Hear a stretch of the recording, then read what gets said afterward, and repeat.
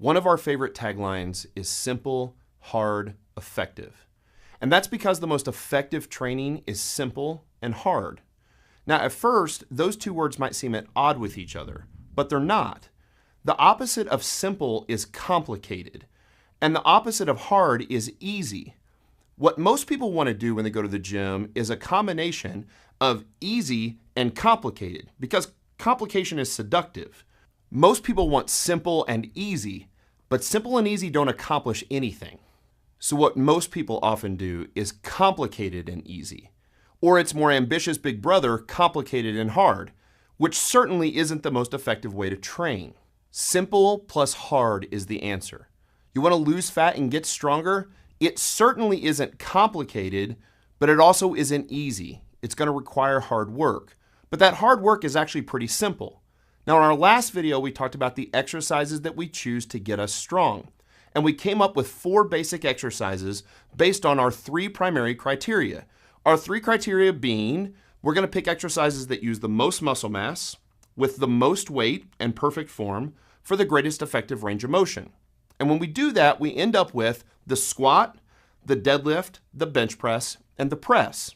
The squat is just a simple exercise where we put a bar on our back and we squat down on the middle of our foot, below parallel with our hip crease just below the top of our knee, and use hip drive to come back up. The entire body is loaded, and here's the thing. It's a simple exercise, but it's definitely the hardest exercise. That's why most people don't want to squat. You walk into a gym on any day of the week, but especially Monday, and all the bros are doing bench press. Rarely will you walk in on Monday and see a bunch of people squatting, and it's because it's so hard. The body responds to squats in a way that it won't respond to any other lift, both muscularly and hormonally. Now, a deadlift is just the simple act of picking a heavy loaded barbell up off the floor. We do it with perfect form, with a totally flat back, and guess what happens when we do that? Our backs get stronger. When our backs get stronger, they become less vulnerable to injury, not more vulnerable to injury. We don't have to be worried about picking weight up with our back. The press, or what most people call a military press, where we take the barbell out of the rack and just press it overhead, is an incredible exercise for upper body, utilizing the shoulders, the rear delts, the rhomboids, and the traps, and loading the entire body from the barbell at the top of our head all the way down through the bottom of our feet. And the bench press allows us to move the most weight possible in an upper body lift, so we love that lift too. So even the exercise that the bros do on Monday is perfectly fine to get strong. We just want to make sure that we also press and squat and deadlift as well. Those 4 exercises will get you stronger than anything you thought possible, and for the life of your lifting career should make up 90% of everything you do in the gym.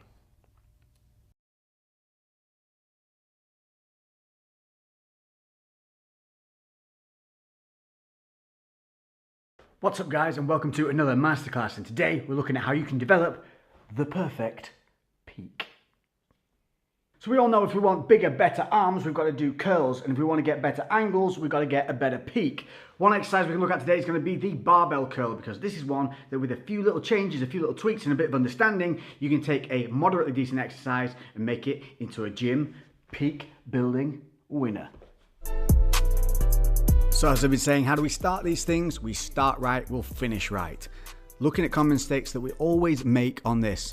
From the pickup, it often starts, we have pronated shoulders, and then we'll end up coming back with this partial rep movement. Let's take a look at this. So you can see the elbows are kicking back, body's leaning forward. This leads to a body lean, hip kick, then from here, a pronation of the shoulders because of our body position. So this is activating traps because of the partial rep. So because we're not coming all the way back, the biceps not extending, traps are activating, and we end up with a movement that looks like this, which is probably only activating maybe 35%. What else we'll see is the lean back. A lean back. This is a common one with also an uncontrolled negative.